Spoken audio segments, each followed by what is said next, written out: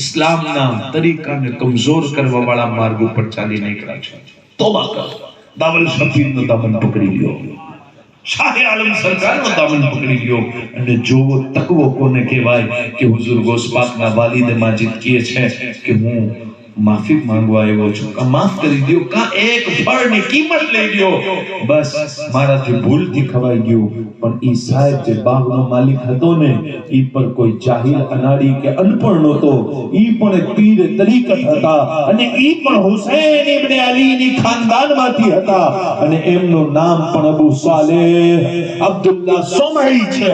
Abdullah સોમઈ કહે છે મૂસા જંગી દોસ્ત, એક ફળ માટે હું કિંમત લઈને એને માફ ન કરી શકું, તમારે મારા બાગની સેવા કરવી પડશે. સાહેબો રિવાયતોમાં અલગ અલગ વર્ષો આવ્યા, પણ ક્યાંક લખ્યું છે 10 વર્ષ, ક્યાંક લખ્યું છે 12 વર્ષ. ગૌસ પાકના વાલિદે એક ફળ માટે 12 વર્ષ સુધી બાગની સેવા કરી. એટલે કે જે લુકમો બની ગયો છે એ હરામનું થઈ જશે તો જિસ્મ બગડી જશે, જિસ્મ નાપાક થઈ જશે. 12 વર્ષ સેવા કરી અને કીધું હવે માફ કરો છો? કીધું હજી એક શરત છે. કીધું શું? મારી દીકરી સાથે લગ્ન કરવા પડશે, જે આંખથી અંધી છે, કાનથી બહેરી છે, હાથથી ઠૂઠી અને પગથી લંગડી છે, જો એની સાથે નિકાહ કરીશ ને તો તારા ફળની કિંમત અદા થઈ જશે, બાકી નહીં થાય. કીધું ઠીક છે. નિકાહ કરી લીધી. જ્યારે પહેલી રાત કમરામાં ગયા તો જોઈને હેરાન કે ત્યાં એક દીકરી છે જેની આંખ પણ સલામત, જેના કાન પણ સલામત, હાથ પણ સલામત, પગ પણ સલામત. દોડીને બહાર આવ્યા અને વિચાર કરવા લાગ્યા. લગભગ હું બીજા કમરાની અંદર, બીજા રૂમની અંદર વયો ગયો. બાર અબ્દુલ્લાહ સોમઈ ઊભા છે. કીધું હઝરત, હું લગભગ બીજા કમરામાં વયો ગયો. કીધું ના, ઈ જ કમરો છે. કીધું ત્યાં તો તંદુરસ્ત અને સુંદર છોકરી બેઠી છે. અબ્દુલ્લાહ સોમઈએ કીધું કે હા, મેં મારી દીકરીને અંધી, લંગડી, લૂલી કીધી હતી. એનું ઈ કારણ નથી કે ઈ આંખથી અંધી છે, એનું કારણ ઈ છે કે એને કોઈ દિવસ હરામ નથી જોયું, એને કોઈ દિવસ કાનથી હરામ સાંભળ્યું નથી, હાથથી કોઈ દિવસ હરામ વસ્તુને ટચ નથી કર્યું, પગથી કોઈ દિવસ હરામ વસ્તુ તરફ વધી નથી. આંખ છે પણ હરામથી મહેફૂઝ, હાથ છે પણ હરામથી મહેફૂઝ, પગ છે પણ હરામથી મહેફૂઝ. એને દુનિયાની અંદર કોઈ દિવસ જેવી રીતના બીજી છોકરીઓ જીવે એવું જીવન નથી ગુજાર્યું. ઈ તો અલ્લાહ વાળી છે. અબ્દુલ્લાહ સોમઈ કહે છે કે મૂસા જંગી દોસ્ત, ઈ જ તમારી ઘરવાળી છે, જાઓ તમે એની સાથે જિંદગી બસર કરો. અલ્લાહુ અકબર. મૂસા જંગી દોસ્ત એમની સાથે જિંદગી બસર કરે છે. અને જ્યારે ઈ દીકરીની, અબ્દુલ્લાહ સોમઈની દીકરીની ઉંમર 60 વર્ષની થાય છે ત્યારે અલ્લાહ પાક એક દીકરો અતા કરે છે. દુનિયા એને અબ્દુલ કાદિર જીલાની કહે છે.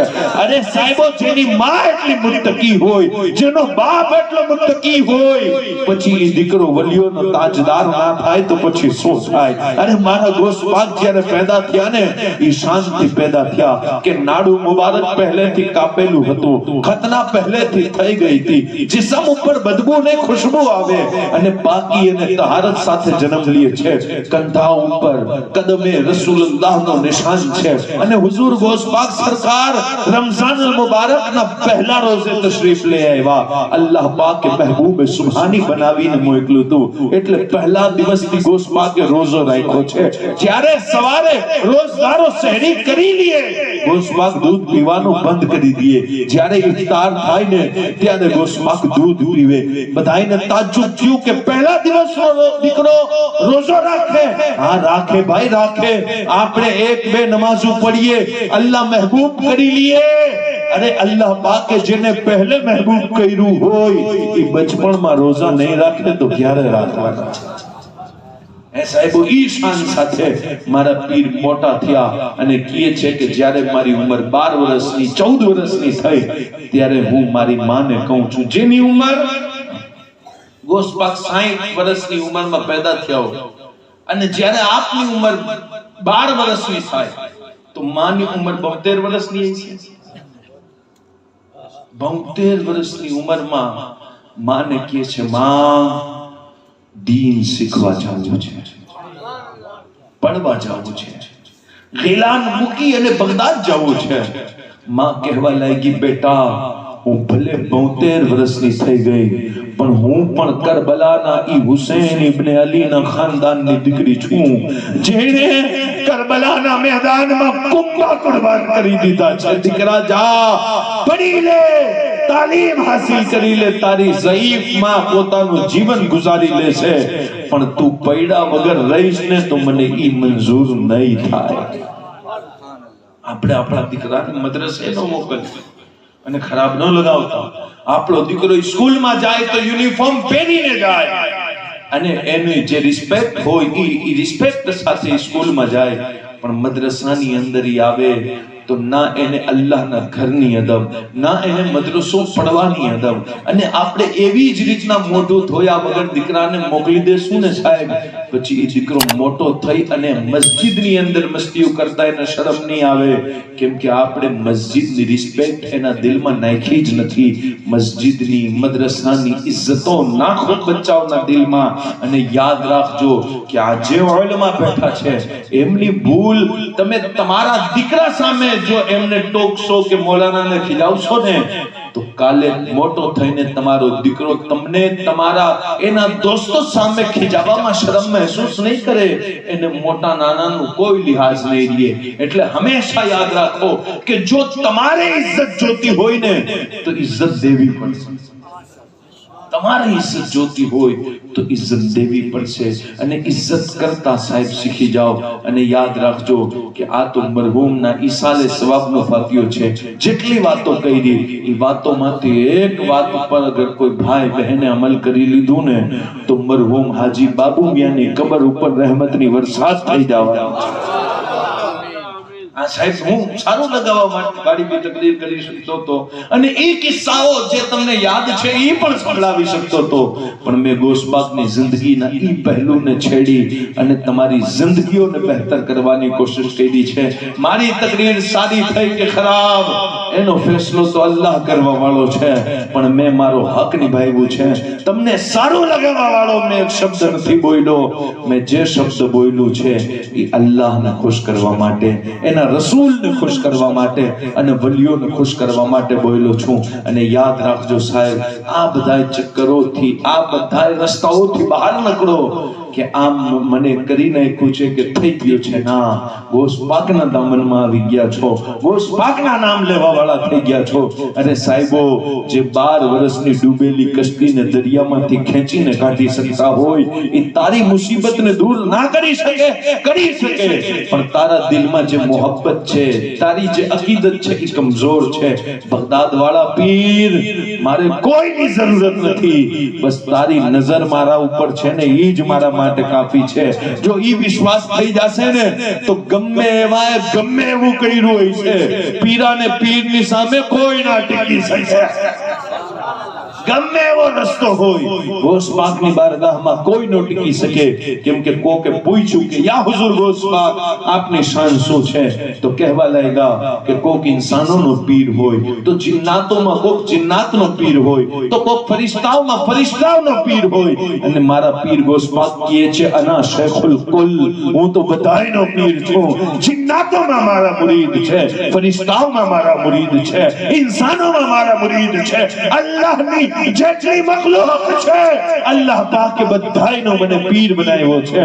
એટલે જ મારા ઇમામ ફાઝિલ બરેલવી પુકારી ઉઠા, અલ્લાહુ અકબર, ક્यों ना कासिम हो कि तू है इब्ने अबिल कासिम, क्यों ना कादिर हो कि मुख्तार है नाना तेरा. अल्लाहु अकबर, वो और अख्ताब है जो करते हैं काबे का तवाफ, तू वो शमा है कि परवाना है काबा तेरा. मजराए चिश्त बुखारा हो या इराक हो अजमेर, कौन सी किश्त पे बरसा नहीं जाला तेरा. वाह क्या मर्तबा है गौस है बाला तेरा, ऊंचे ऊंचों के सरों से है कदम आला तेरा. सर भला क्या कोई जाने कि है कैसा तेरा, ओलिया मलते हैं आंखें वो है तलवा तेरा. અને પીર નસીરુદ્દીન શાહ નસીર ગોલડવી रहमतुल्लाह अलैह किए छे, न पहुंचे तुझे ओलिया गौस आजम, तेरी शान सबसे जुदा गौस आजम.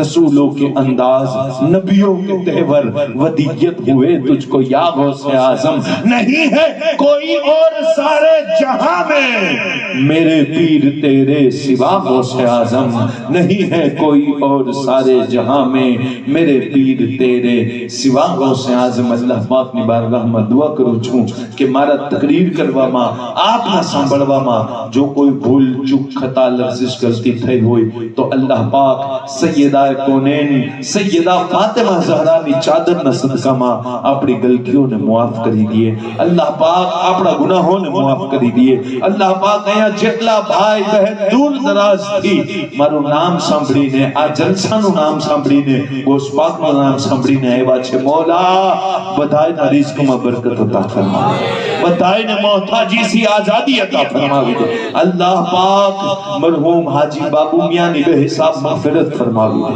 اینا قبروں پر رحمت و نور نے بارش نازل فرماوی دے، اللہ ہمیں ہماری عقل تھی مائنگو تو تارا فضلتی عطا فرماوی دے۔ ان اللہ و ملائکتہ یصلون علی النبی یا ایھا الذین آمنوا صلوا علیہ وسلموا تسلیما، اللہ رب محمد صلی اللہ علیہ وسلم نحن عباد محمد صلی اللہ علیہ وسلم استغفر اللہ رب من کل ذنب واتوب الیہ، لا الہ الا اللہ محمد رسول اللہ، صلاۃ والسلام کے لیے کھڑے ہو جائیں۔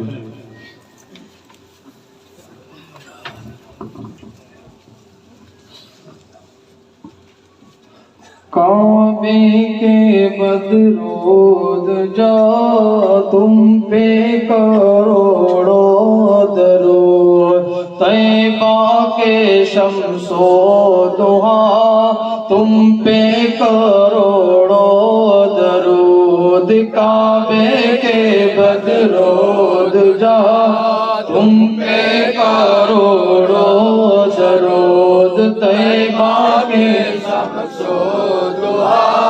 تم پہ کروڑوں درود، اے مدینے کی ہوا سینے سے لگ جا ذرا، اے مدینے کی ہوا سینے سے لگ جا ذرا، قلب ٹھنڈا میرا تم پہ کروڑوں درود، کعبے کے بدرود جا تم پہ کروڑوں درود، طیبہ کے شمس و ضحیٰ تم پہ کروڑوں درود، چاند کے ٹکڑے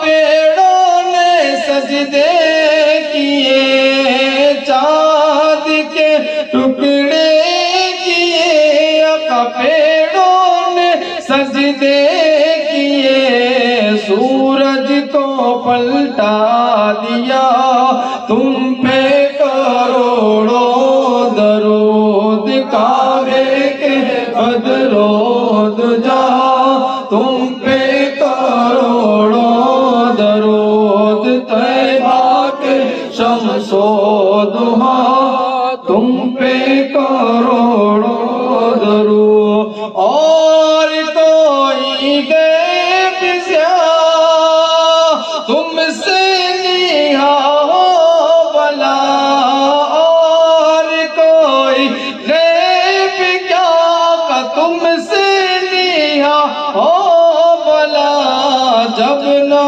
کودا ہی چھپا تم پہ کروڑوں درود، کعبے کے بدرود جا تم پہ کروڑوں درود، طیبہ کے شمس و ضحیٰ تم پہ کروڑوں درود۔ الفاتحہ۔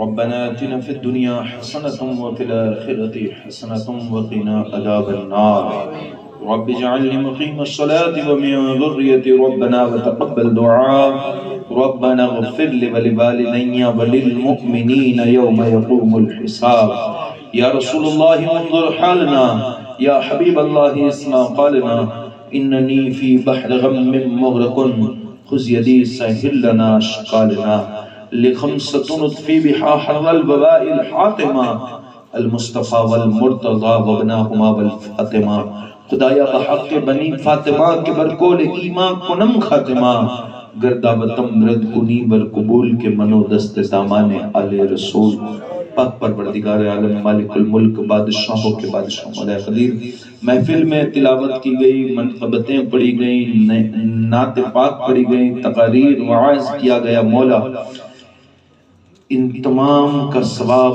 تیرے محبوب تاجدار مدینہ صلی اللہ علیہ وسلم تمام انبیاء تمام صحابہ صحابیات تابعین تبع تابعین اولاد پاک ازواج مطہرات شہداء اسلام شہداء بدر شہداء حنین شہداء کرب و بلا بالخصوص امام عالی مقام کے توسل سے سیدنا پیران پیر غوث اعظم دستگیر شیخ عبدالقادر جیلانی رضی اللہ عنہ کی بارگاہ میں نزدیکتیں قبول منظور فرما حضور غوث اعظم کے توسل سے بولا اس دھرتی پہ جتنے بھی تیرے ولی آئے سرکار ہند الولی عطا رسول غریب نواز ہو بابا فرید الدین گنج شکر ہو حضرت شیخ نظام الدین اولیاء حضرت صابر پاک حضرت شاہ عالم سرکار حضرت قطب عالم سرکار حضرت شیخ احمد کھٹو حضرت داول شمپیر مولا جتنے ولی آئے تمام ولیوں کی بارگاہ میں نذکر سے قبول منظور فرما تمام اولیاء اللہ کے توسل سے تمام ارواح المومنین والمومنات کے توسل سے بالخصوص آج